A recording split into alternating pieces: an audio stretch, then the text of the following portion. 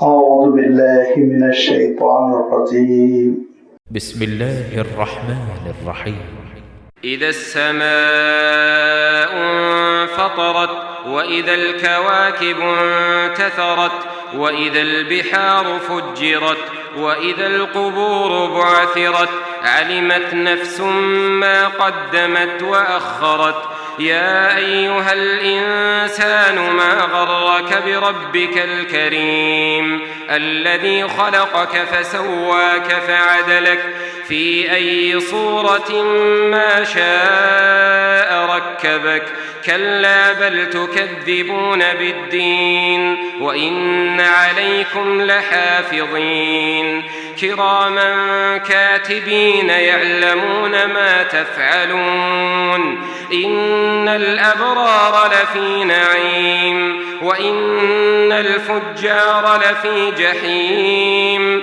يصلونها يوم الدين وما هم عنها بغائبين وما أدراك ما يوم الدين ثم ما أدراك ما يوم الدين يوم لا تملك نفس لنفس شيئا والأمر يومئذ لله صدق الله العظيم. الحمد لله رب العالمين والصلاة والسلام على سيد المرسلين وعلى آلہ واصحابہ اجمعین اما بعد. ابھی آپ کے سامنے سورۃ الانفطار کی تلاوت کی گئی. 19 آیتوں پر مشتمل سورۃ الانفطار اللہ کے رسول صلی اللہ علیہ وسلم پر مکہ مکرمہ میں نبوت کے ابتدائی زمانے میں نازل ہوئی تھی،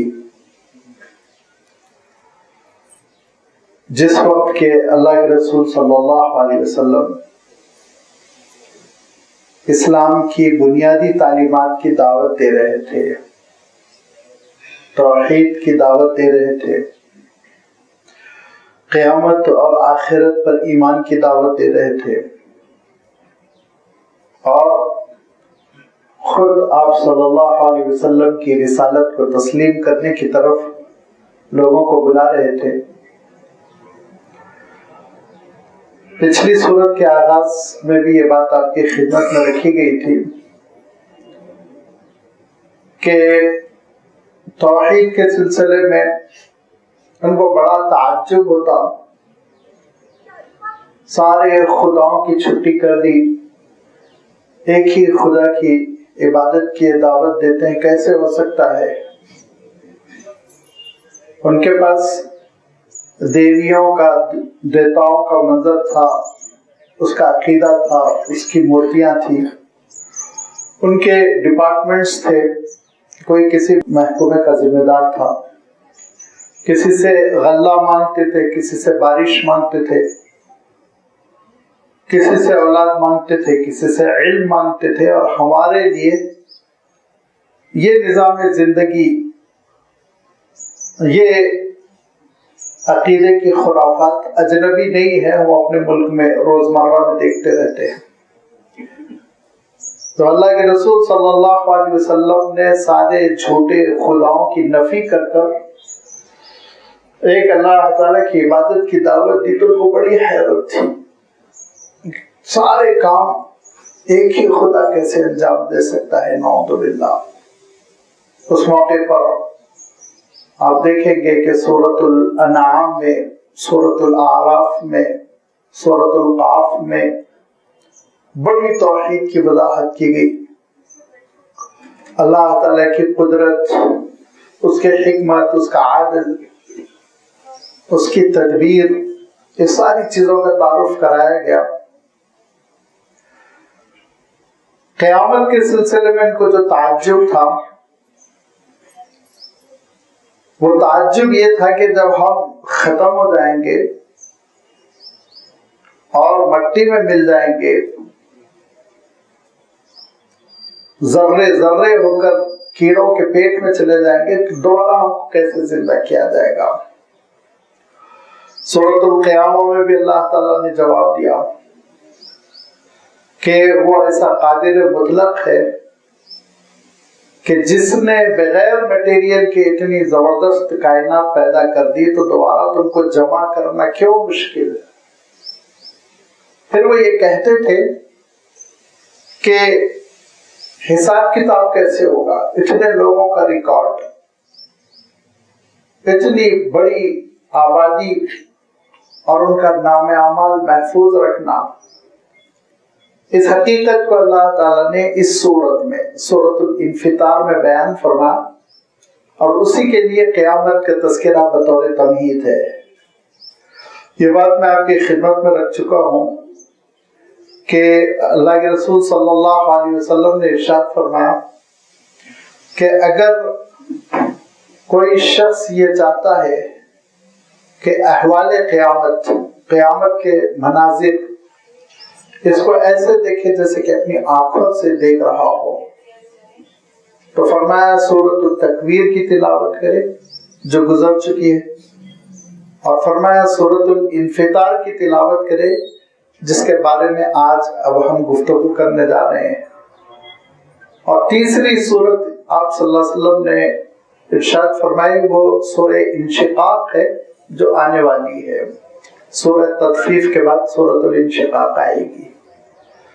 ان تین قرآنی سورتوں کے بارے میں اللہ کے رسول صلی اللہ علیہ وسلم نے ارشاد فرمایا کہ یہ تمہارے سامنے قیامت کے پورے منظر کو رکھ دیتی ہے، کیسا وہ زلزلہ ہوگا، کیسی تباہی ہوگی، اس دنیا میں اس کائنات میں کیا تبدیلی پیدا ہوگی۔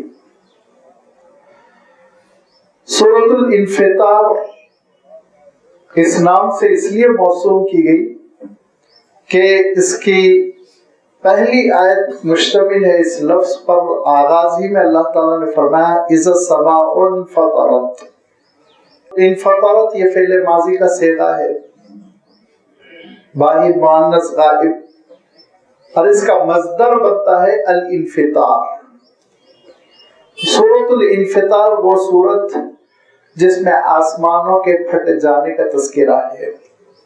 اذا السماء انفطرت، سما آسمانوں کو کہتے ہیں، اور آسمان جب ہم عربی میں استعمال کرتے ہیں سما لفظ سمو سے، سین میم واو، یہ سمو روٹ ورڈ سے، تو اس کے معنی پوری ہی اسپیس آ جاتی ہے، پورا جو خلا ہے، پوری کائنات آ جاتی ہے۔ جب ہم اوپر دیکھتے ہیں تو جو چیزیں نظر آتی ہیں وہ سب سما ہیں، چاہے وہ بادلوں کی شکل میں ہو، ماورائے بادل کے اوپر اور جو ستارے ہیں اور جو سیارے ہیں اور ان کے جو آربٹس ہیں اور جو گیلیکسیاں ہیں، سب سما سے عرب تعبیر کرے گا۔ اذا السماء انفطرت، یہ آسمان جو پھیلا ہوا ہے، بڑی وسعت کا حامل ہے، جس کا ہم تذکرہ ہی نہیں کر سکتے، اس کے سلسلے میں اللہ تعالیٰ ایک اطلاع عنایت فرما رہا ہے، اور وہ یہ کہ قیامت کے وقت کیا ہوگا۔ اذا السماء انفطرت، یہ آسمان پھٹ جائے گا، لیکن پھٹنے کے لیے جو لفظ ہے یہاں پہ انفطرت ہے، اور آگے چل کے جیسے ابھی میں نے تذکرہ کیا سورۃ الانشقاق میں اذا السماء انشقت فرمایا، انشقت، انفطرت اور انشقت عام طور پر ذہن منتقل نہیں ہوتے کہ دونوں کا مفہوم الگ الگ ہے، لیکن عربی زبان دانی کی روشنی میں جو عربی کی اور ریفرنس ڈکشنریز ہیں ان میں جو وضاحت کی گئی اس کی روشنی میں یہ دونوں لفظوں میں فرق ہے۔ انشقہ کہتے ہیں چھید کرنے کو، چھید کرنا، سوراخ جو کیا جاتا ہے کسی سوئی سے، کسی کیلے سے، نوکدار چیز سے جو سوراخ کیا جاتا ہے اس کو انشقہ کہیں گے، شقاق پیدا کر دینا۔ اور انفطرا، فطرہ کے معنی ہوتے چیر دینا، کاٹ دینا، یہاں سے وہاں تک لمبا کاٹ دینا، یہ ہے فطرہ۔ جب زمین کو کاٹ کر کنواں بناتے، پانی رکھتے، تو اس کو کہتے تھے وہ عرب فطرتو، میں نے کاٹا اس کو، میں نے نہر نکال دی، میں نے یہ کنال نکالی چھید کر کے، کاٹ کر۔ تو انفطرہ کے معنی ہوتے ہیں کٹ جانا، علیحدہ علیحدہ ہو جانا، کٹ کر۔ اصلاً اللہ تعالیٰ نے ان دونوں لفظوں کا استعمال فرمایا، انشقاق کا بھی اور انفطار کا بھی، جس کی وضاحت میں سورۃ التکویر کے آغاز میں کیا تھا کہ یہ جو قیامت کی ہولناکی ہوگی، اس قیامت کی ہولناکی میں یہی کیفیت ہوگی کہ جو ہماری فضا ہے، یہ کائنات جو پھیلی ہوئی ہے، یہ پوری کی پوری کائنات جو پھیلی ہوئی ہے، جو ستاروں کا ڈسٹینس ہے، جو گیلیکسیز کا ڈسٹینس ہے، ملکی وے میں جو ستارے جمے ہوئے ہیں، وہ دراصل کوئی ستون نہیں ہے، کوئی ڈوری نہیں ہے جس سے وہ بندھے ہوئے ہیں۔ یہ پورا نظام چل رہا ہے کس چیز سے؟ گریویٹیشنل فورس سے۔ اور جب اس میں چھید ڈالا جائے گا، جب اس میں ذرہ برابر بھی بگاڑ پیدا کر دیا جائے گا، جو بیلنسڈ ہے، جو فاصلے ہیں، جو ڈسٹینس ہے ایک دوسرے کے درمیان، اس کی وجہ سے جو ہر ستارہ اپنے مقام پر ٹھہرا ہوا ہے، تنا ہوا ہے بالکل، اس میں جہاں خلل پڑا، کمی ہوئی، تو یہ ایک دوسرے سے ٹکرانا شروع کریں گے، اور اس کے بعد جو تباہی مچے گی اس کا ہم تصور نہیں کر سکتے۔ اسی کو اللہ تعالیٰ نے قرآن مجید میں ارشاد فرمایا، اور میں نے مثال بھی دی تھی اس کے لیے، کہ ایک بڑا بیلون آپ تصور کیجئے، جس کو آپ اپنی اصطلاح میں پھوکا کہتے ہیں، اس میں خوب پھونک مار دی، ہوا بھر دی، اور اس میں چھوٹے چھوٹے چھوٹے چھوٹے ڈراپس ہیں، نقطے پڑے ہوئے ہیں۔ تو ان نقطوں کو آپ سمجھ لیجئے کہ ستارے ہیں، کوئی مریخ ہے، کوئی دنیا ہے، کوئی سولار سسٹم ہے، کوئی ملکی وے ہے۔ اور اس کے بعد خوب ہوا بھرنے کے بعد جبکہ وہ تنا ہوا ہو، ٹائٹ ہو، اس میں ایک پن لے کر آپ چھید کیجئے، یہ ہے اذا السماء انشقت، پہلی چھید۔ اور اس چھید کے ساتھ کیا ہوگا؟ پھر وہ پھٹے گا، اور وہ پھٹنا ہے اذا السماء انفطرت، چر جائے گا۔ اس چرنے کی کیفیت کو، پھٹ پڑنے کی کیفیت کو اللہ تعالیٰ نے فرمایا اذا السماء انفطرت۔ یہ کائنات اور اس کائنات کو جو گھیرے ہوئے یہ پورا نظام ہے اللہ تعالیٰ کا، جس کو ہم آسمان کہتے ہیں عام اصطلاح میں، یہ پھٹ پڑے گا۔ اور پھٹنے کے ساتھ پھر نتیجہ کیا ہوگا؟ وَإِذَا الْكَوَاكِبُ انتثرت، پھر یہ ستارے جو ہے یہ ٹکرائیں گے ایک دوسرے سے۔ انتصرت کے معنی ہوتے ہیں جھڑ جانا، کوئی چیز جب جھڑ جائے تو اس کو کہتے ہیں انتصرت، جھڑ کر بکھر جائے۔ پتے اگر درخت سے جھڑ جائے اور بکھر جائے، ہوا ان کو بکھیر دے، تو یہ انتصار کی کیفیت ہے، انتصرت۔ فرمایا کہ وہ اذا الکواکب انتصرت، اور یہ بڑے بڑے سیارے یہ سب بکھر جائیں گے، اپنی جگہ سے اکھڑ جائیں گے، جھڑ جائیں گے، اور ان کی پکڑ باقی نہیں رہے گی، گرفت باقی نہیں رہے گی اپنے اپنے آربٹ پر۔ اور اس کے بعد جو ایک دوسرے سے ٹکرائیں گے بکھر کر، ایک ادھر بھاگ رہا ہوگا ادھر بھاگ رہا ہوگا، اس منظر کو فرمایا کہ وہ اذا الکواکب انتصرت۔ اور جب ایک دوسرے سے ٹکرائیں گے تو لازمی بات ہے سورج سے بھی ٹکرائیں گے، اور سورج بھی تباہ و برباد ہو جائے گا، اس کی جلتی ہوئی گیسیں بجھ جائیں گی۔ اور اسی کو پچھلی سورت میں فرمایا تھا کہ اذا الشمس کورت، بے نور ہو جائے گا، اس کی روشنی ختم ہو جائے گی۔ اور جب روشنی سورج کی ختم ہو گئی تو اس کی وجہ سے جو ستارے چمک رہے ہیں، اس کے ریفلیکشن میں جو ستارے چمک رہے ہیں، وہ سب بے نور ہو جائیں گے، اور کوئی ان کے اندر چمک دمک باقی نہیں رہ جائے گی۔ یہ ساری کیفیت آ جاتی ہے انتصرت میں، مدھم پڑ جانا، اکھڑ جانا، بکھر جانا، فضا میں پھیل جانا۔ اذا السماء انفطرت، یاد کرو اس وقت کو جب کہ آسمان چر جائے گا، پھٹ پڑے گا۔ وَإِذَا الْكَوَاكِبُ انتَثَرَتْ، اور جبکہ ستارے بکھر جائیں گے، ٹوٹ پھوٹ کر اس کائنات میں پھیل جائیں گے، تو لازمی بات ہے جو ہماری چھوٹی سی دنیا ہے اس میں بہت زبردست تبدیلیاں پیدا ہوں گی، جن تبدیلیوں میں ایک تبدیلی کا تذکرہ اللہ تعالیٰ نے گزشتہ سورت میں فرمایا، سورت التکویر میں، کہ پہاڑ ریزہ ریزہ ہو جائیں گے، پاؤڈر کی طرح ہوں گے پہاڑ، جیسے باریک ریت ہوتی ہے بلکہ دھول ہوتی ہے ویسے پہاڑ اڑ رہے ہوں گے۔ کہیں کہیں اللہ تعالیٰ ارشاد فرمایا روئی جو دھنکی جاتی ہے تو دھنکی ہوئی روئی سے جو ذرے ہوا میں اڑتے ہیں ان کی کیفیت ہوگی بالکل پہاڑوں کی، اسی کیفیت میں وہ اڑ رہے ہوں گے۔ اور سمندر کا تذکرہ فرماتے ہوئے اللہ تعالیٰ نے پچھلی سورت میں ارشاد فرمایا وَإِذَا الْبِحَارُ سُجِّرَتْ، میں نے عرض کیا تھا اس کے معنی ہوتے ہیں سمندر ابل پڑیں گے، اور وہ ابلنے کی تصویر وہ سونامی میں دنیا دیکھ چکی ہے کیسی ہوتی ہے۔ یہاں ارشاد فرمایا وَإِذَا الْبِحَارُ فُجِّرَتْ، تفجیر کے معنی ہوتے ہیں کوئی جیسے چشمہ پھٹ کر تیزی کے ساتھ پانی اڑے، اسی لیے بم بلاسٹنگ کو بھی عرب تفجیر کہتے ہیں، پھٹ کر کوئی چیز اچھلنا۔ تو آپ ذرا ڈر لگائیے کہ کسی برتن میں آپ پانی لے کر جا رہے ہوں، کوئی لیکوڈ لے کر جا رہے ہوں اور بہت تیزی سے جا رہے ہوں اور جانے والے کو اچانک ٹھوکر لگے تو پانی کیسے اچھلتا ہے ذرا آپ اندازہ کیجئے۔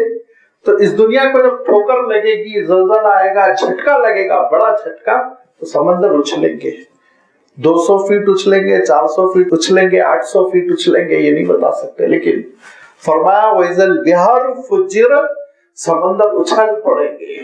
آج تو پانی ان کے اپنے علاقے میں محدود ہے اور وہ جھلک نہیں رہا ہے، لیکن فرمایا جب قیامت کا زلزلہ آئے گا تو پھر یاد کر لو اس وقت کو جبکہ سمندر کا پانی اچھل جائے گا۔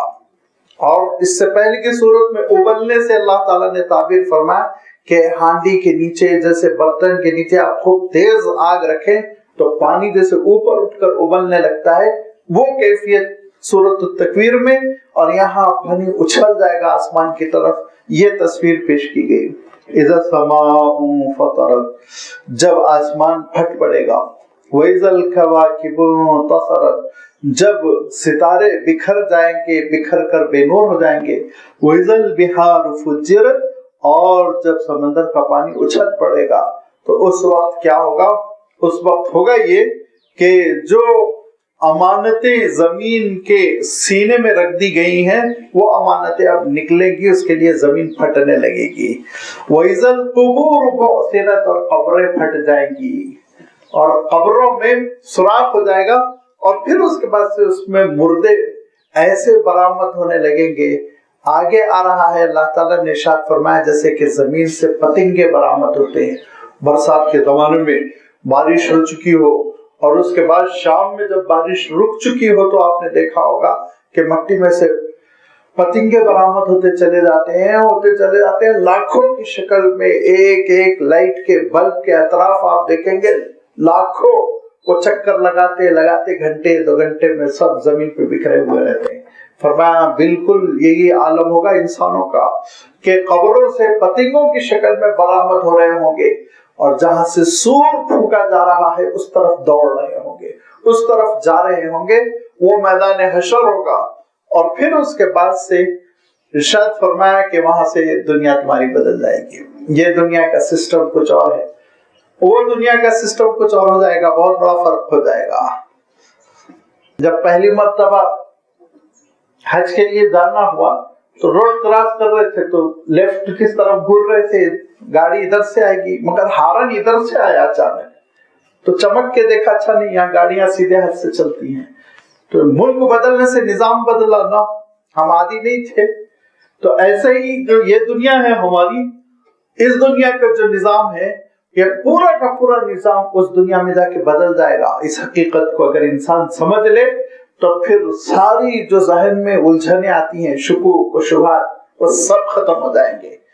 وہ دنیا کا نظام ایسا ہوگا، اس دنیا میں ایسا ہوگا، آج ہم سورج کی روشنی میں چیزیں دیکھ رہے ہیں، اور اس دنیا میں عالم بالا میں آخرت میں इस दुनिया के बाद आने वाली दुनिया में हम जो देखेंगे वो किसकी रोशनी में देखेंगे? वह अशरकतिल अर्दु बिनूरि रब्बिहा, रब के नूर में हम जब चीजों को देखेंगे तो नमाज कुछ और नजर आएगी, ज़कात कुछ और नजर आएगी, दौलत कुछ और नजर आएगी।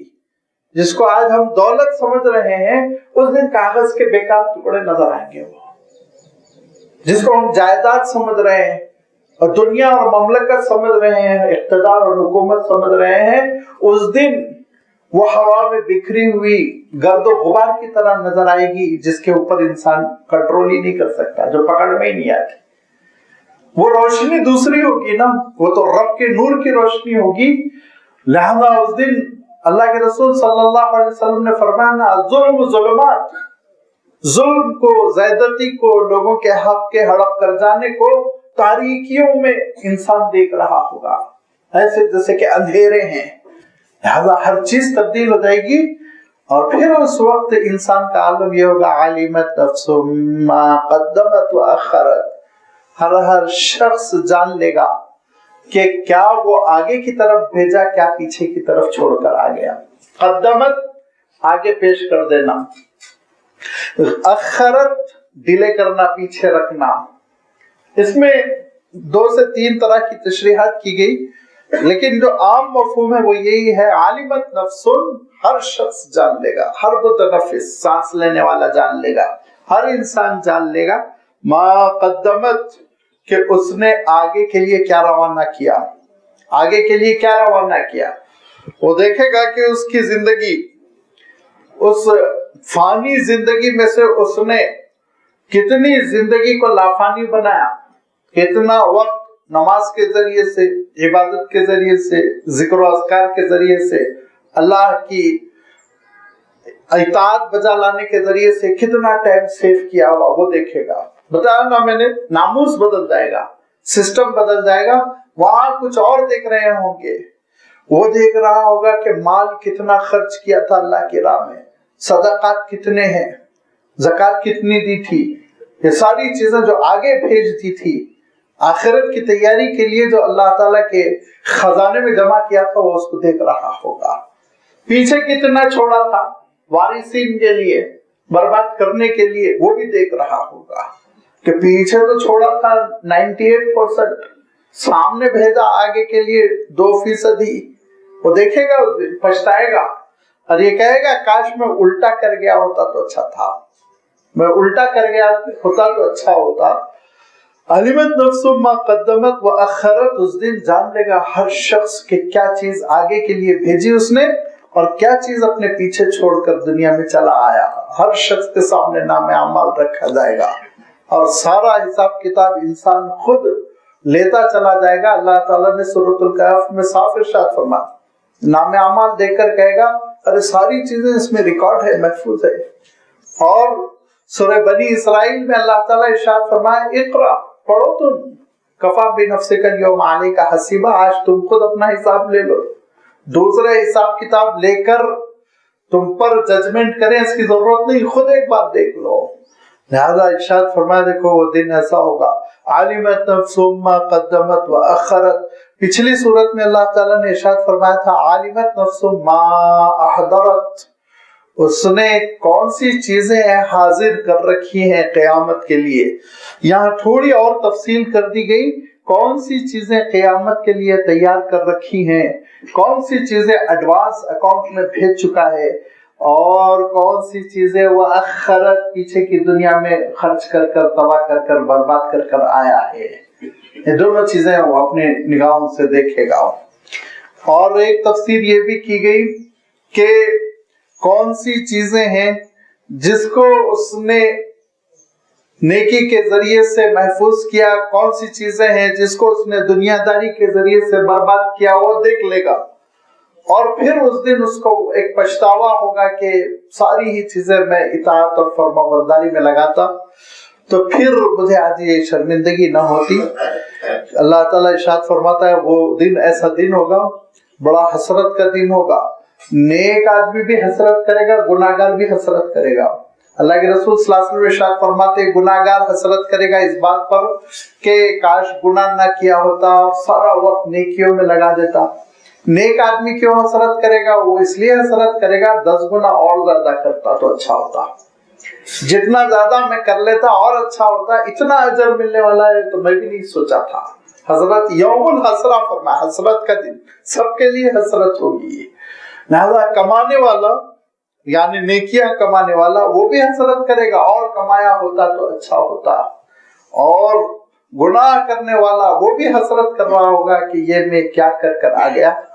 ये वो क़यामत का दिन होगा कि हर शख्स जान जाएगा क्या उसने पिछली जिंदगी में किया और क्या उसने आने वाली जिंदगी के लिए पेशगी इंतजाम कर रखा है।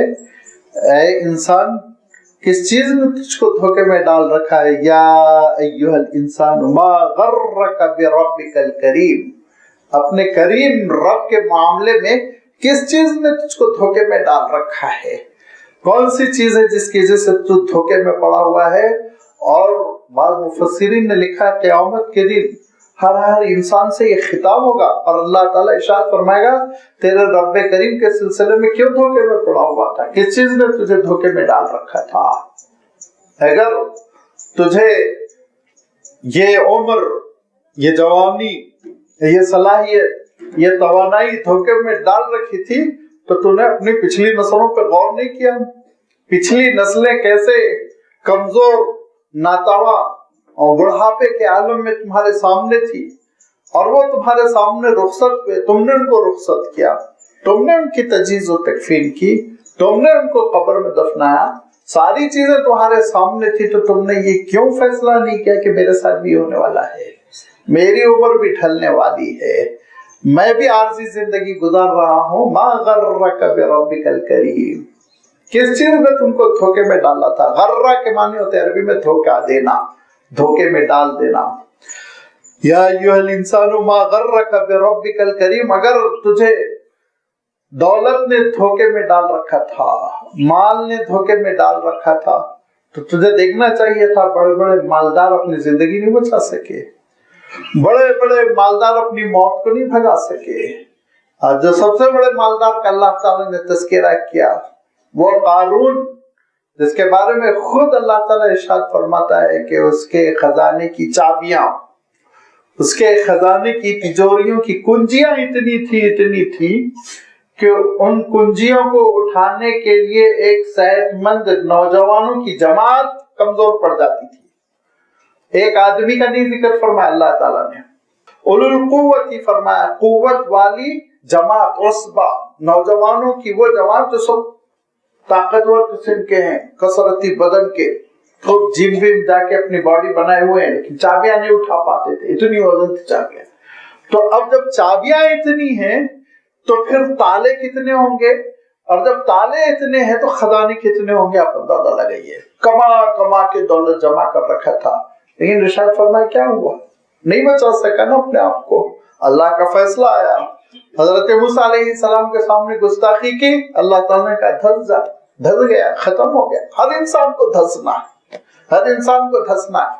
वो अजाब की शक्ल में धसा, हम मामूल की शक्ल में धसेंगे, जाएंगे तो जमीन में, सबके बारे में तय। कौन सा ऐसा इंसान है जिसको उसकी दौलत ने जिंदगी तवील दे दी हो?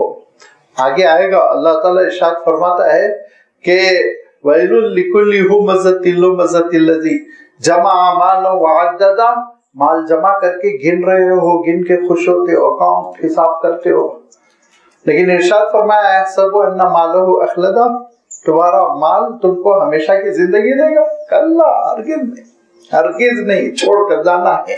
बड़े से बड़े सरमायाकार को जाना है, बड़े से बड़े दौलतमंद को जाना है, फिर क्यों तुम गुरूर धोखे में मुब्तला हो? मा गर्रका बिरब्बिकल करीम, किस चीज ने तुमको धोखा दे दिया? माल ने धोखा दे दिया। तो जरा गौर कर लो, ये माल तुमको रोक सकता है, थाम सकता है दुनिया में। इक़्तिदार अगर तुमको धोखा दे रहा है, हुकूमत अगर तुमको धोखा दे रही है, तुम्हारे ओहदे तुमको धोखा दे रहे हैं, तो देख लो तुम फिरौन का क्या हश्र हुआ। बहुत दूर जाने की जरूरत नहीं है, हर थोड़े दिनों में एक फिरौन का जो हश्र होता है वो देखते चले जाओ, कैसे दुनिया को छोड़कर जाते हैं, तड़प तड़प कर वो दुनिया से रुखसत हो जाते हैं। लिहाजा कभी कभी तो आर्जी तौर पर ही हिजरत करनी पड़ती है, भागना पड़ता है इनको वतन छोड़कर। ورنہ یہ دنیا چھوڑ کر تو جانا ہے، بڑے بڑے حکمرانوں کو جانا ہے۔ ارشاد فرمایا پھر کس چیز نے تم کو دھوکے میں ڈال رکھا ہے؟ ما غرک بربک الکریم، اپنے کرم والے رب کے سلسلے میں کس چیز نے دھوکہ دیا ہے؟ ارشاد فرمایا اگر تم کو تمہارا حسن دھوکہ دے رہا ہے، تمہاری خوبصورتی دھوکہ دے رہی ہے، تو چند سالوں کا انتظار کرو، جب سوائے ایک بوڑھے وجود کے کوئی چیز باقی نہیں رہ جائے گی، جھریاں ہوں گی جو چہرے پہ بکھری ہوئی ہوں گی، بال جھڑ چکے ہوں گے، دانت اکھڑ چکے ہوں گے، اور حسن سے لطف اندوز ہونا تو دور کی بات، لقمے ہضم نہیں ہو رہے ہوں گے۔ چند ہی دنوں میں تم اپنی یہ کیفیت دیکھو، پھر اپنے رب کے سلسلے میں کیوں دھوکے میں پڑے ہو؟ ما غرک بربک الکریم، کون سی چیز ہے جو تجھے دھوکے میں ڈالی ہوئی ہے؟ انسان غور کر، کون سی چیز ہے تیرا ساتھ دینے والی؟ ساتھ دینے والی جو چیز ہے وہ عبادت ہے، ساتھ دینے والی جو چیز ہے وہ اللہ تعالیٰ کی اطاعت ہے، ساتھ دینے والی جو چیز ہے وہ اللہ تعالیٰ کی فرما برداری ہے۔ لیکن حضرت عبداللہ ابن عمر رضی اللہ تعالیٰ عنہ جو فرماتے تھے نا کہ جیسے ہی آیت پڑھی یا ایھا الانسان ما غرک بربک الکریم، تو کہا مولا الجہل، الجہل یہ میری جہالت ہے جو مجھے دھوکے میں ڈالی ہوئی۔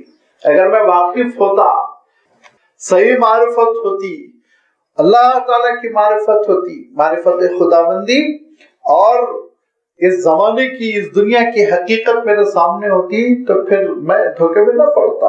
جن اہل اللہ کے سامنے یہ حقیقتیں تھی وہ دھوکے میں نہیں پڑے، انہوں نے دنیا کی زندگی کو برتا اور انہوں نے نیکیاں کمالی۔ ما غرک بربک الکریم، ارشاد فرمایا یہ جو شیطان ابلیس ہے یہ پٹی پڑھاتا ہے، یہ دھوکے میں ڈال دیتا ہے، یہ انسان کو مطمئن کر دیتا ہے، سست کر دیتا ہے عبادتوں سے، یہ سست کر دیتا ہے اللہ تعالیٰ کی اطاعت اور فرما برداری سے، اور یہ سمجھنے لگتا ہے انسان کہ زندگی بڑی لمبی ہے، بڑی لمبی زندگی آگے چل کے کر لیں گے، یہاں تک کہ اللہ تعالیٰ ارشاد فرماتا ہے ایک وقت آتا ہے کہ اپنے آنکھوں سے وہ دیکھتا ہے کہ فرشتے چلے آ رہے ہیں، تو اس موقع پہ التجا کرتا ہے، تڑپ کر تمنا کرتا ہے، درخواست کرتا ہے تھوڑی مہلت دو، 1 مہینے کی دو، 1 سال کی دو۔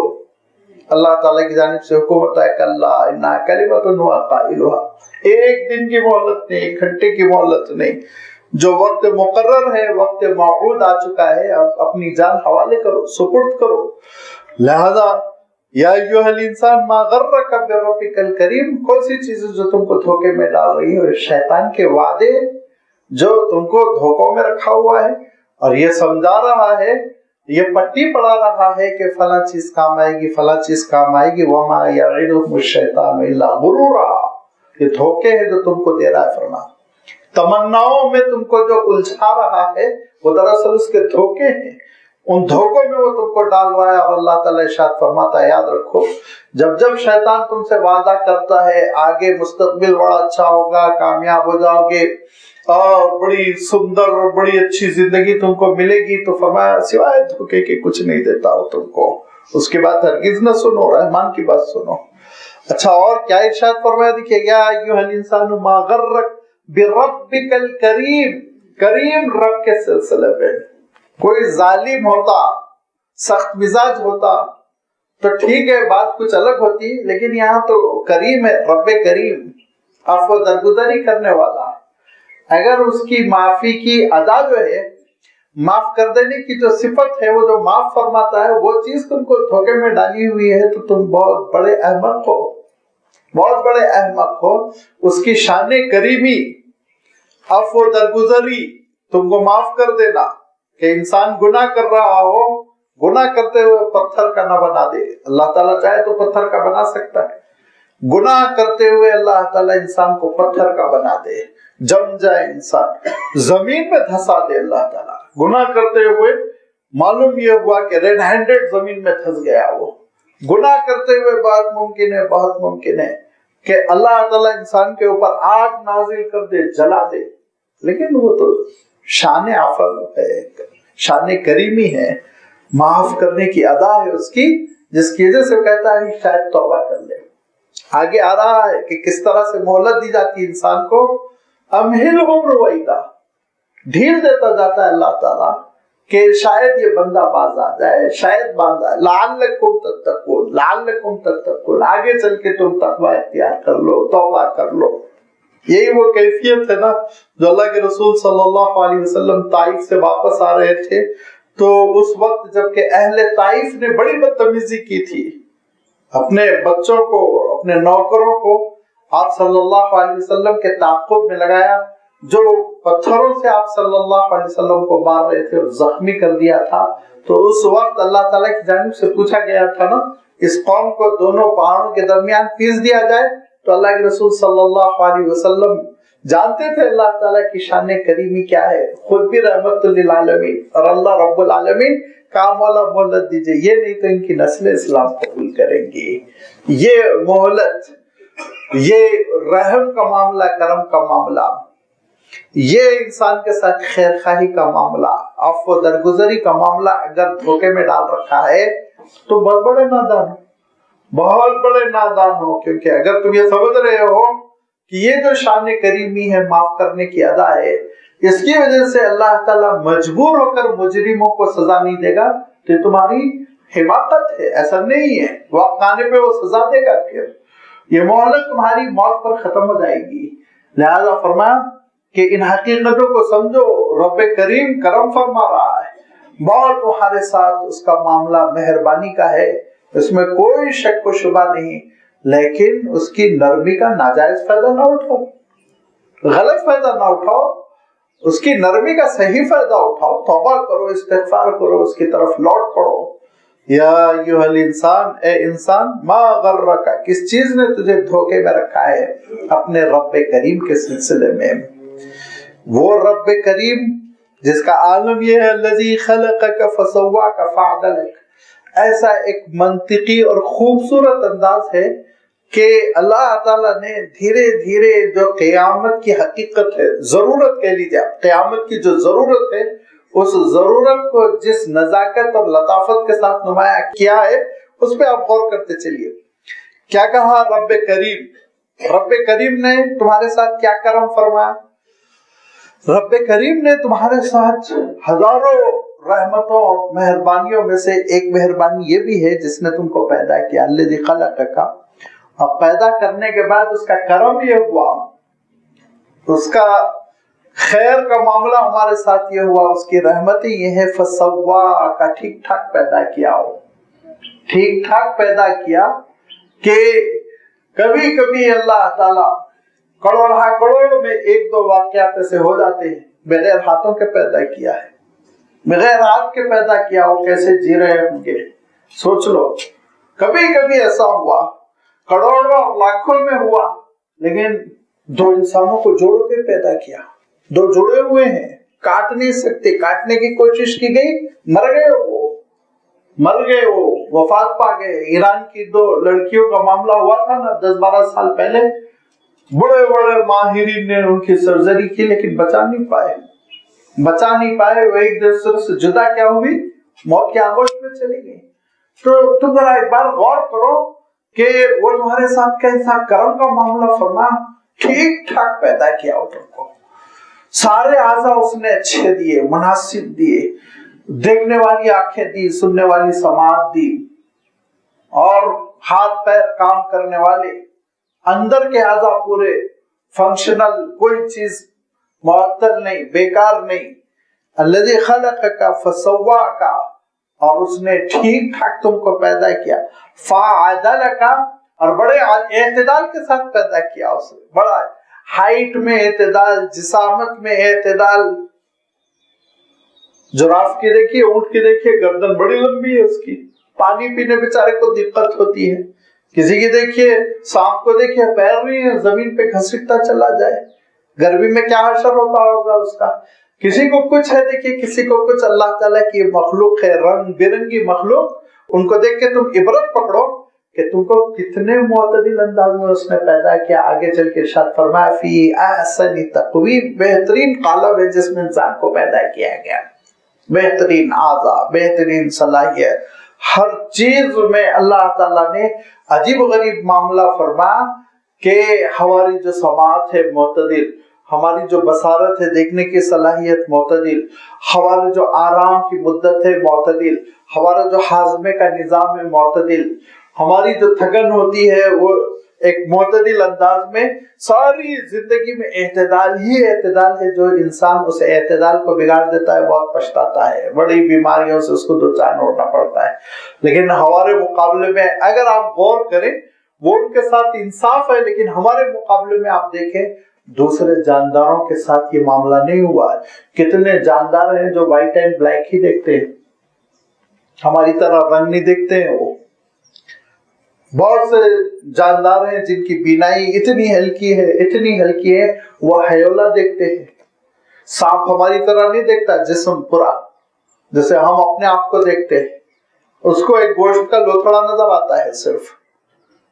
سانپ کی سماعت نہیں ہے، چمگادڑ کی سماعت ہم سے 10,000 گنا زیادہ ہے، 10,000 ٹائم ہم سے زیادہ سنتا ہے چمگادڑ۔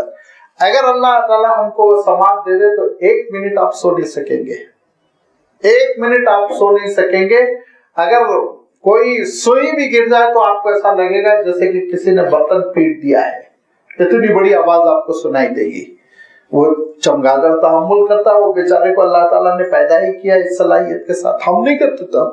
آپ کو معلوم ہونا چاہیے چمگادڑ دیکھتا نہیں، وہ بیچارہ یوں خیر میں سے بہت بدنام ہو گیا یہ کورونا کی وجہ سے، لیکن اس میں دیکھنے کی صلاحیت نہیں، لیکن وہ پوری تیز رفتاری کے ساتھ اڑے گا اور دیوار آنے سے 1 فٹ پہلے پلٹ جائے گا۔ صرف کیسے؟ آواز سے اندازہ لگاتا ہے وہ، اتنی دوری کے بعد ایک سالڈ میٹر ہے لہذا پلٹ جانا چاہیے، صرف آواز سے۔ لیکن اللہ تعالیٰ نے انسان کو سننے کی صلاحیت، دیکھنے کی صلاحیت، کھانے کی صلاحیت، سونے کی صلاحیت، سبوں میں اعتدال رکھا ہے، ساری مخلوقات میں۔ تو جب ساری مخلوقات میں اللہ تعالیٰ نے تم کو فضیلت دے رکھی ہے، تمہارا اکرام کیا، تم کو معزز بنایا، معتدل بنایا، متناسب بنایا، خوبصورت بنایا، یوں ہی چھٹے پھرنے کے لیے نہیں، یاد رکھو حساب کتاب ہے، تمہارا حساب کتاب ہے، لہذا یہ حساب کتاب کی طرف ذہن کو منتقل کیا جا رہا۔ آگے ارشاد فرمایا کہ الذی خلقک، جس نے تجھ کو پیدا کیا، فسواک، اور ٹھیک ٹھاک پیدا کیا، فعدلک، اور تمہارے ساتھ اعتدال کا معاملہ کیا، فی ای صورت ما شاء رکبک، اور اس غلط فہمی میں نہ پڑ جاؤ کہ یہ ناک و نقشہ، صورت، شکل، خط و خال جو ملا ہے تمہارے ابا کی درخواست پہ تم کو ملا، تمہارے امی کی اپلیکیشن تھی جس کی وجہ سے تم کو یہ رنگ و روپ دیا گیا، نہیں، فی ای صورت ما شاء رکبک۔ اس پروردگار کا عالم یہ، اس کی قدرت کا عالم یہ، جس صورت میں چاہتا ہے وہ تم کو مرکب بنا کر پیدا کرتا ہے، جس صورت شکل میں، ننیال پہ جاؤ، ددیال پہ جاؤ، کہاں سے اللہ کے رسول صلی اللہ علیہ وسلم کے پاس ایک دیہاتی آئے اور انہوں نے کہا اللہ کے رسول میں بڑا گورا گھومتا خوبصورت سا بیٹا بڑا کالا کلوٹا ہوا۔ تو اللہ کے رسول صلی اللہ علیہ وسلم نے کہا تمہارے دادا پردادا لکڑ دادا سب گورے تھے، معلوم کرو، کہیں نہ کہیں آگے یا پھر ادھر معلوم کرو، بچے کا نانا پرنانا سب گورے تھے کیا، معلوم کرو۔ انہوں نے کہا یہ کیسے ہو سکتا ہے اللہ کے رسول، آپ صلی اللہ علیہ وسلم نے، چونکہ وہ دیہات کے تھے، ان کے لب و لہجے میں بیان فرمایا دیکھو اونٹ ہے، کہاں ہے سب سفید سفید اونٹ ہے، کہاں سب سفید سفید اونٹ ہے، کہاں اس میں کبھی ایسا ہوا ایک اونٹ کالا پیدا ہوا، کہاں ہاں ہوا، گہرا مٹیالہ بھی پیدا ہوا۔ تو اللہ کے رسول صلی اللہ علیہ وسلم نے ارشاد فرمایا وہ کیسے پیدا ہوا، پروردگار نے اس کو مٹیالہ کالا کیسے پیدا کیا، اس کو سرمئی رنگ کیسے پیدا کیا۔ اس نے کہا کہ لعلہ ارقن، کہیں سے آ گیا ہوگا اس کا اثر۔ کہا تم اپنے بیٹے کے سلسلے میں بھی سوچو، کان ہو ارقن، کہیں سے یہ اثر آیا ہوگا، دادا پردادا لکڑ دادا کہیں کوئی تھے ہوں گے، شک و شبہ میں پڑھنے کی ضرورت نہیں۔ اچھا اس کے برخلاف بھی ہوا، آپ صلی اللہ علیہ وسلم کے زمانے میں اس کے برخلاف بھی ہوا کہ حضرت زید جو ہے وہ ذرا وحشی غلام تھے، بلیک تھے، کالے تھے، گورے نہیں تھے وہ، اسی لیے تو حضرت زینب سے ان کی نہیں بنی نا، پھر وہ طلاق تک کی نوبت آئی۔ سورۃ الاحزاب میں اللہ تعالیٰ نے اس کی تفصیل بیان فرما دی۔ لیکن تھے اللہ کے رسول صلی اللہ علیہ وسلم کے چہیتے، اللہ کے رسول صلی اللہ علیہ وسلم بہت محبت کرتے تھے نا حضرت زید سے۔ حضرت عمر رضی اللہ تعالیٰ عنہ کا زمانہ ہے اور حضرت عمر رضی اللہ تعالیٰ عنہ کے فرزند حضرت عبداللہ ابن عمر کہتے ہیں کہ ابا آپ نے جو کپڑا تقسیم کیا سارے مسلمانوں میں، تو میرا کپڑا اتنا ہے کہ ذرا لمبا صحیح کرتا نہیں بن پا رہا ہے، لیکن اسامہ کا کپڑا اتنا ہے بہترین جبہ بن گیا۔ تو حضرت عمر کہتے ہیں کہ دیکھو اسامہ جو ہے وہ تم سے، اور اسامہ کے ابا جو زید تھے نا وہ تمہارے ابا سے۔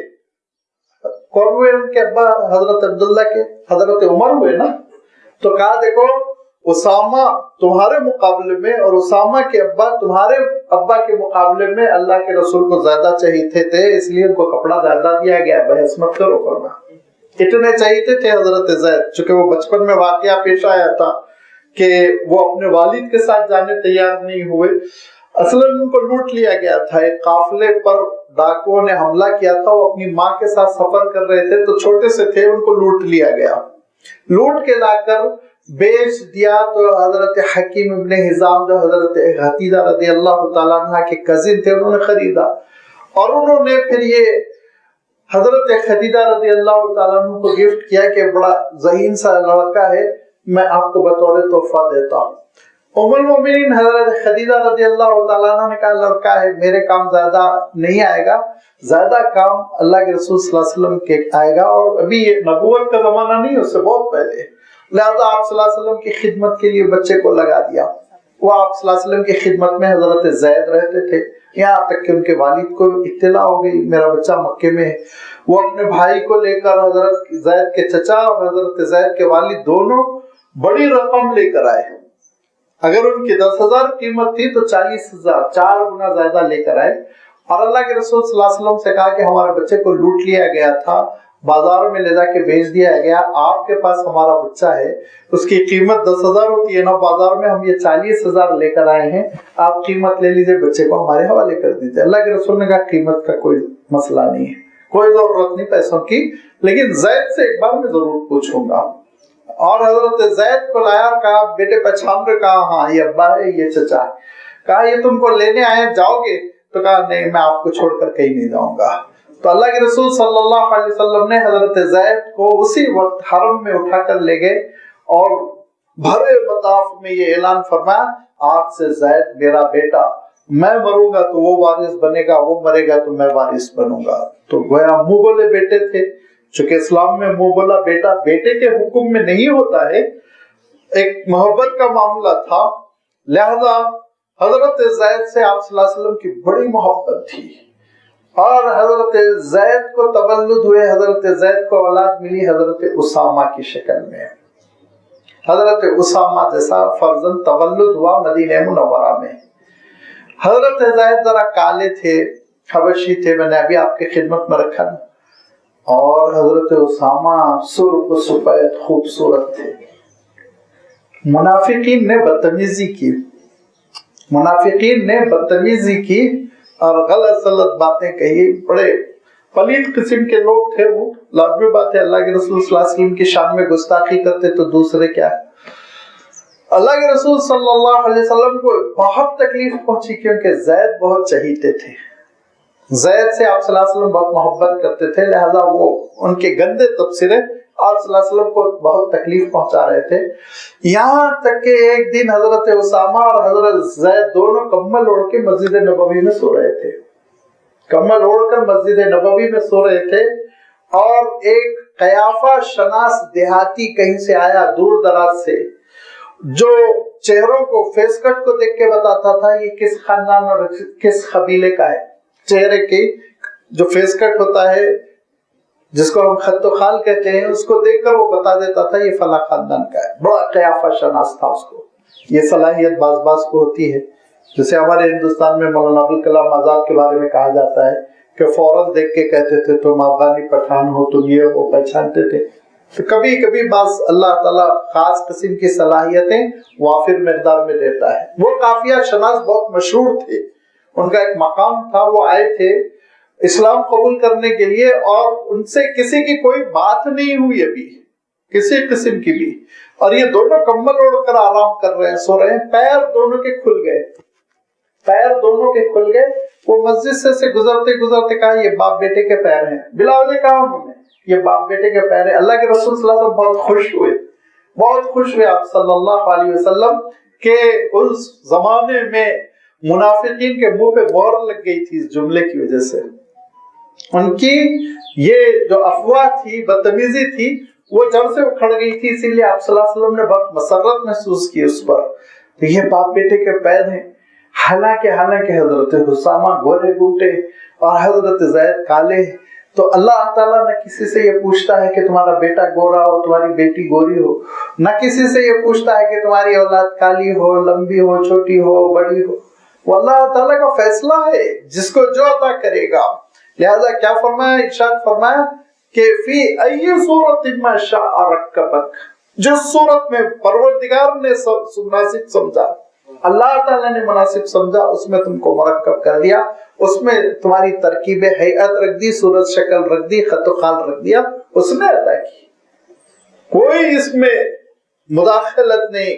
آج تک کی جتنی سائنس کی ترقی ہے کچھ بھی اس میں انٹرفیئرنس نہیں، کچھ نہیں کر سکتے. یہ سب اللہ کی شان ہے.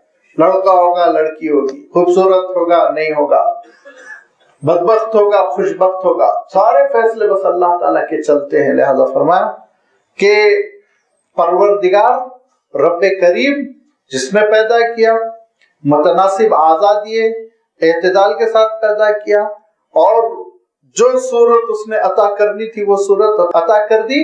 تو اس کے بارے میں تم کو کس چیز میں دھوکے میں ڈال رکھا ہے؟ کیوں دھوکے میں پڑے ہوئے ہو کہ وہ حساب کتاب نہیں کرے گا؟ کیوں دھوکے میں پڑے ہوئے ہو کہ میدان حشر میں جمع نہیں کرے گا؟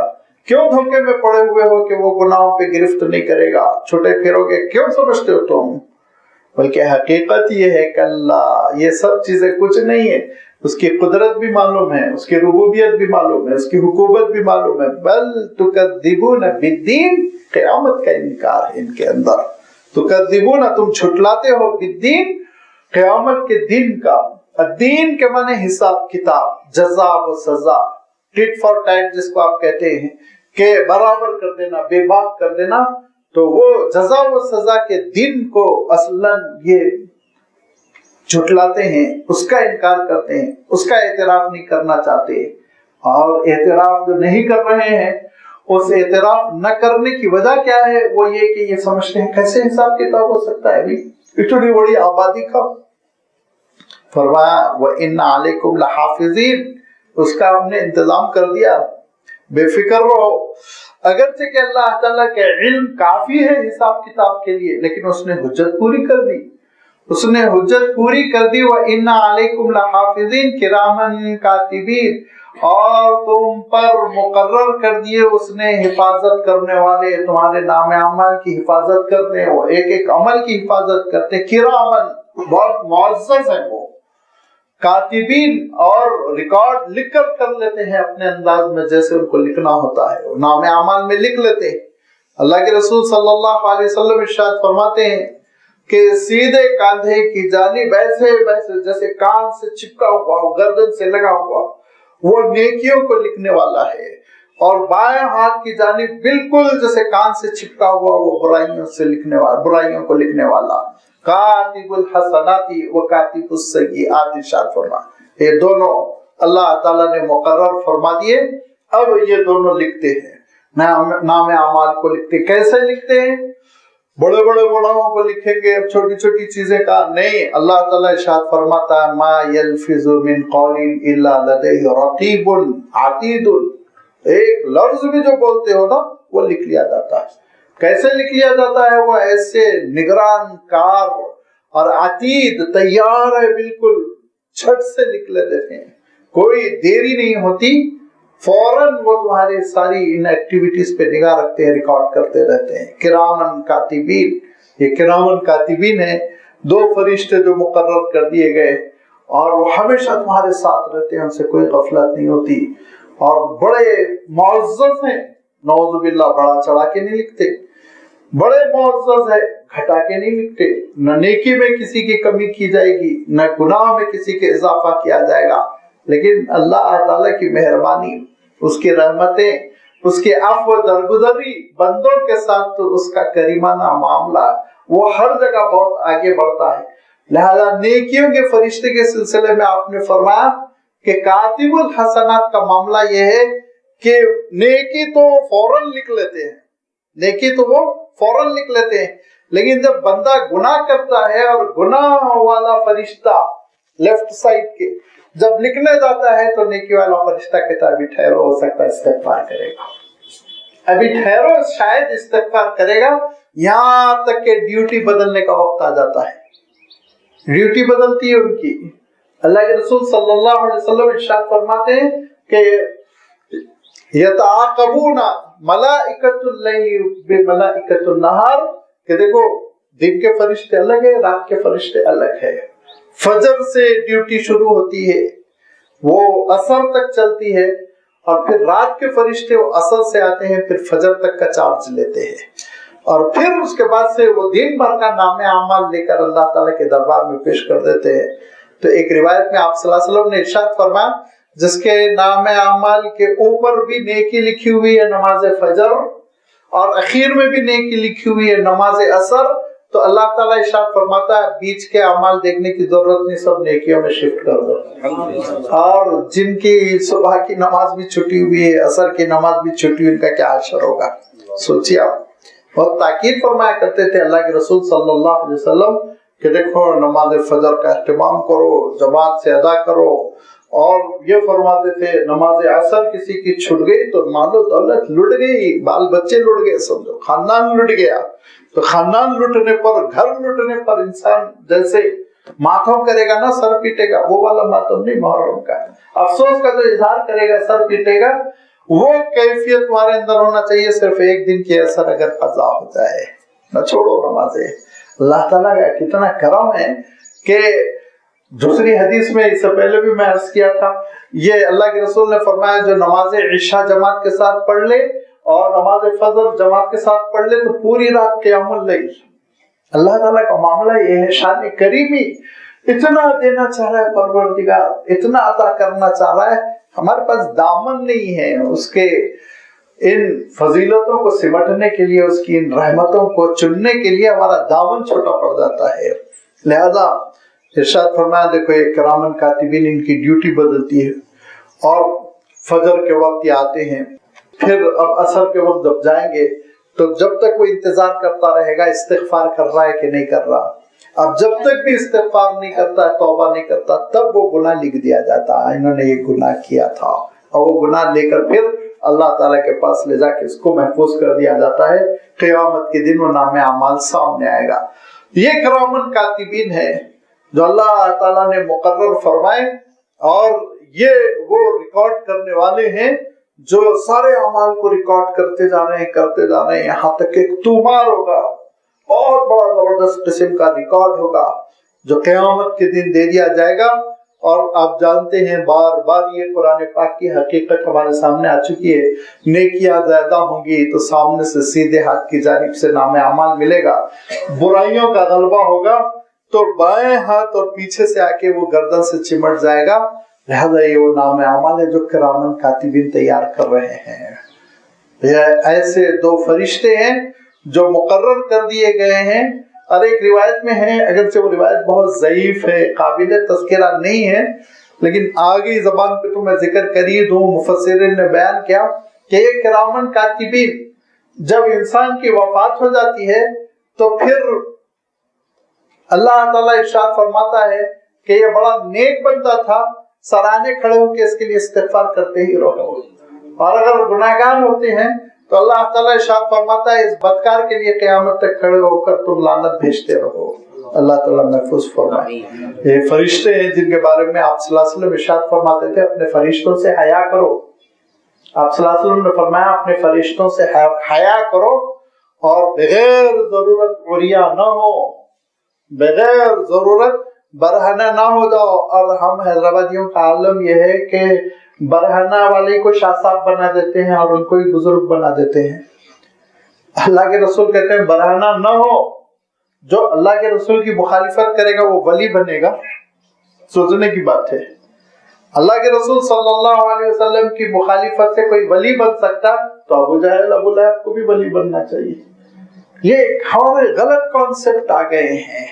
آپ صلی اللہ علیہ وسلم کیا فرماتے ہیں؟ دیکھو 3 ضرورتیں ایسی ہیں جس وقت کہ یہ فرشتے تم سے دور ہوتے ہیں اور تم سے پھر نگاہیں نہیں ملاتے، وہ 3 ضرورتوں کے موقع کے علاوہ تم کبھی اپنے بدن سے کپڑا نہ ہٹاؤ.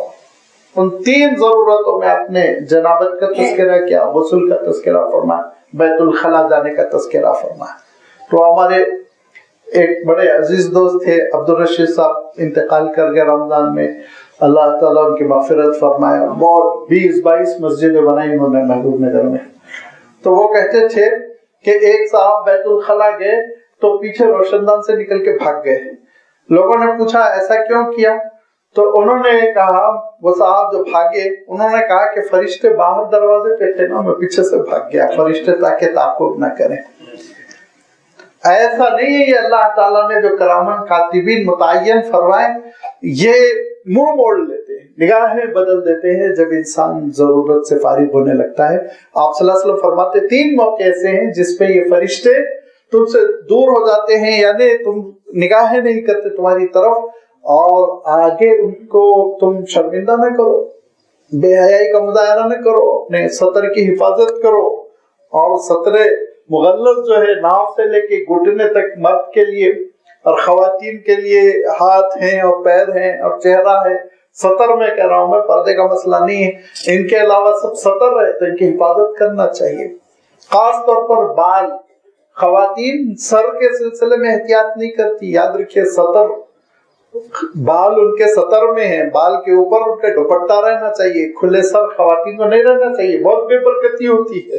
اسی لیے آپ نے دیکھا ہوگا عرب برقع نہ پہنے اسکارف ضرور باندھ لیتے ہیں، کیونکہ عرب علماء کا فتویٰ ہے سر کھولنا حرام ہے، سر کھولنا حرام ہے.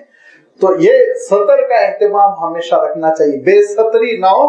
کہ کرامن کاتبین ہمارے ساتھ مقرر کر دی اللہ تعالیٰ نے، کرامن کاتبین یعلمون ما تفعلون، ہر وہ چیز جو تم کر رہے ہو اس سے وہ واقف ہے، ان کی نگاہوں سے نہیں چھپتی. اب جو شخص بے حیائی کر رہا، گناہ کر رہا، جھوٹ بول رہا، غیبت کر رہا، ڈنڈی مار رہا، گندی چیز دیکھ رہا، وہ ذرا سوچ لے فرشتہ دیکھ رہا ہے، وہ فرشتہ ہے جو دیکھ رہا ہے اور لکھ رہا ہے. لہذا فرما یہ جو ریکارڈ کیا جا رہا ہے حساب کتاب کے وقت اس ریکارڈ کی کوئی ضرورت نہیں. اللہ تعالیٰ وہ عالم الغیب والشہادہ ہے، اپنے علم کی بنیاد پر فیصلہ کر سکتا ہے، لیکن انسان کی حجت پوری کرنے کے لیے کہ 2 گواہ نے تمہارا دیکھو نام اعمال تیار کیا، اور یہی کرامن کاتبین ہوں گے جو ایک آگے چل رہا ہوگا قیامت کے دن میدان حشر میں، ایک پیچھے. اور جب نیک ہوں گے تو ان کو خوشخبری دیتے ہوئے لے کے چل رہے ہوں گے، خوشخبری دیتے ہوئے آگے بڑھیے، کوئی گھبرانے کی ضرورت نہیں. اللہ تعالیٰ کے آپ کے ساتھ رحم و کرم کا معاملہ ہونے والا ہے. اور فرمایا جو بدکار ہوں گے سائقن و شہیدن، سامنے والا تو گواہی دینے کے لیے پلندہ اٹھا کے پیچھے والا دھکا دے رہا ہوگا، آگے بڑھ آگے بڑھ. سائقن پیچھے سے دھکا دینے کو سائق کہتے ہیں. لہذا اس کیفیت کے ساتھ پھر میدان حشر میں لوگ حاضر ہوں گے. ان الابرار لفی نعیم، جو نیکوکار ہوں گے وہ تو نعمتوں میں ہوں گے، مطمئن ہوں گے، پرسکون ہوں گے. وَإِنَّ الْفُجَّارَ لَفِي جَحِيمٍ، بدکار پھنس جائیں گے، جہنم ان کا انتظار کر رہی ہوگی. يَصْلَوْنَهَا يَوْمَ الدِّينِ، قیامت کے دن پھر اس میں داخل ہونا پڑے گا. وَمَا هُمْ عَنْهَا بِغَائِبِينَ، چھٹکارا نہیں پا سکیں گے، غائب نہیں ہو سکیں گے، چھٹ نہیں سکیں گے، چھپ نہیں سکیں گے، راہ فرار نہیں اختیار کر سکیں گے. وَمَا هُمْ عَنْهَا بِغَائِبِينَ، وہ اس دن غائب نہیں ہو سکیں گے، پکڑ میں آ جائیں گے. وَمَا أَدْرَاكَ مَا يَوْمُ الدِّينِ، کس کو سمجھتے ہو قیامت کا دن، حساب کتاب کا دن. ثُمَّ مَا أَدْرَاكَ مَا يَوْمُ الدِّينِ، پھر ہم تم سے پوچھتے ہیں قیامت کے دن کو تم کیا سمجھتے ہو؟ بہت ہی ہولناک دن ہوگا، اور اس کی ہولناکیوں میں اضافہ کرنے والی چیز ہوگی یوم لا تملک نفس لنفس شیئا، کوئی کسی کے کام نہیں آئے گا. اس دنیا میں شفقت کے ساتھ اپنی اولاد کو پروان چڑھانے والے والدین اس دن انجام ہو جائیں گے. اس دنیا میں دوست جو دوست کا خیرخواہ تھا وہ منہ موڑ چکا ہوگا. اس دنیا میں شریک حیات لائف پارٹنرز میاں بیوی ایک دوسرے کو منہ نہیں دکھانا چاہیں گے. اس دنیا میں چاہنے والے، اس دنیا میں محبت اور اس دنیا میں عقیدت رکھنے والے اولاد، شاگرد، چھوٹے، مرید، یہ سب قیامت کے دن چھٹکارا۔ پیر صاحب آپ جائیے اپنا حساب کتاب دیجئے، ابا آپ جائیے اپنا حساب کتاب دیجئے، نہ چھوٹا بڑے کے کام آئے گا نہ بڑا چھوٹے کے کام آئے گا۔ یوم لا تملک نفس لنفس شیئا، ذرہ برابر غلط فہمی میں نہ رہو کہ کوئی اس دن کسی چیز کا مالک رہے گا، کوئی کام بنا دے گا، نہیں۔ والامر یومئذ للہ، حکومت بس اللہ کی ہوگی، حکومت بس اللہ کی ہوگی، اللہ تعالیٰ کی جانب سے فیصلے ہوں گے۔ لہذا جس پروردگار کے ہاتھ میں ملکیت ہوگی، حساب کتاب ہوگا، جس کے ہاتھوں انسان کا انجام ہوگا، اس رب کو خوش کر لو۔ اس رب کے سلسلے میں کیوں دھوکے میں پڑے ہوئے ہو؟ اس قیامت کی حقیقت کو سمجھو، آخرت کی حقیقت کو سمجھو، اس کے عقیدے کو درست کرو، اس کے عقیدے کو درست کرنے کے بعد اس کی روشنی میں اپنے اعمال کو درست کرو، ورنہ اگر یہ عقیدہ آخرت نگاہوں سے اوجھل ہو جائے گا، بہت ڈنڈی مارنے والا ہوگا انسان۔ کیسے ڈنڈی مارے گا؟ ویل للمطففین، آگے اللہ تعالیٰ نے سورۃ تطفیف میں اس کی بہت ہی تفصیل بیان فرمائی۔ انشاءاللہ اس کی وضاحت آئندہ آپ کی خدمت میں رکھی جائے گی۔ وآخر دعوانا ان الحمد للہ رب العالمین۔